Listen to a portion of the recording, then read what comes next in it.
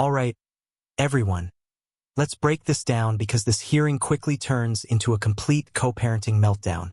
The mother accuses the father of manipulating their teenage son, claiming he uses exciting activities like paintball outings and surprise hangouts to pull him away during her parenting time. The situation escalates even further when she brings up allegations of past abuse and claims that the father targeted her through Facebook live streams, shifting the focus from ordinary co-parenting disagreements to years of deep personal conflict and resentment. Throughout it all, the judge listens patiently but remains focused on one thing: separating emotional accusations from verifiable facts and determining what evidence actually supports the claims being made.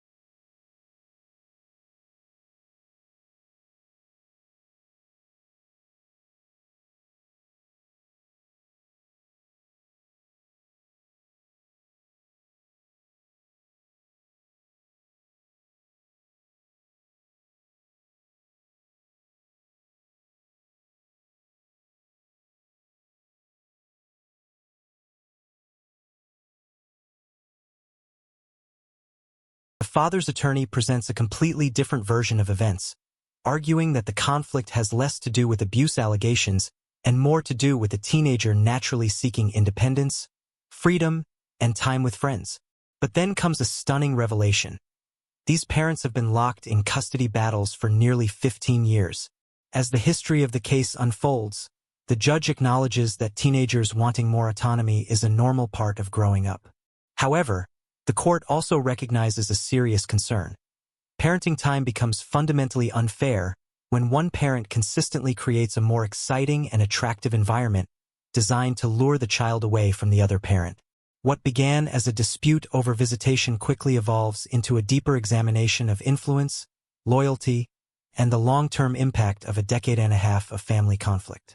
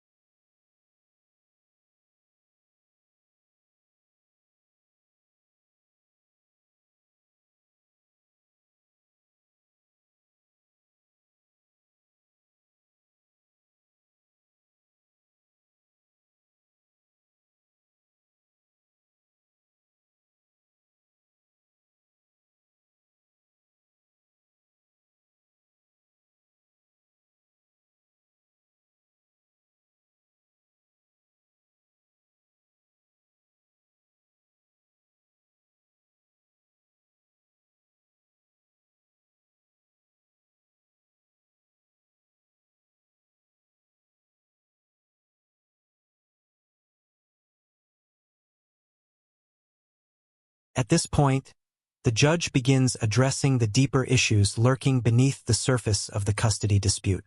The court raises concerns about instability, ongoing communication failures, alleged substance abuse, mental health challenges, unpaid child support, and questions surrounding the parents' living arrangements. Rather than rushing into a major custody modification based solely on competing accusations, the judge takes a more measured approach and orders a full friend of the court investigation to thoroughly examine the parenting time and support issues. It's a classic courtroom decision. When both sides are constantly trading allegations and emotions are running high, the judge steps back, brings in independent investigators, and gathers the facts before making any life-changing rulings.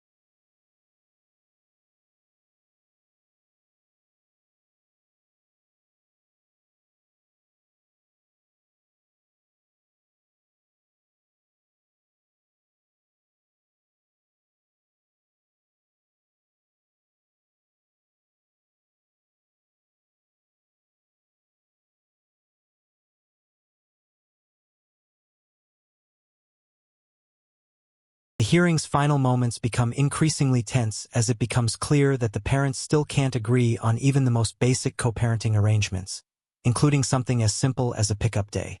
Frustrated by the ongoing confusion, the judge repeatedly reminds both parties to follow the existing Friday parenting time schedule unless any changes are mutually agreed upon and documented in writing. The tension rises further when the father attempts to address the judge directly, only to be met with a swift but professional response. In a firm reminder of courtroom procedure, the judge makes it clear that communication should go through legal counsel, not directly from a represented party. By the time the hearing concludes, there is little sign of cooperation or resolution between the parents.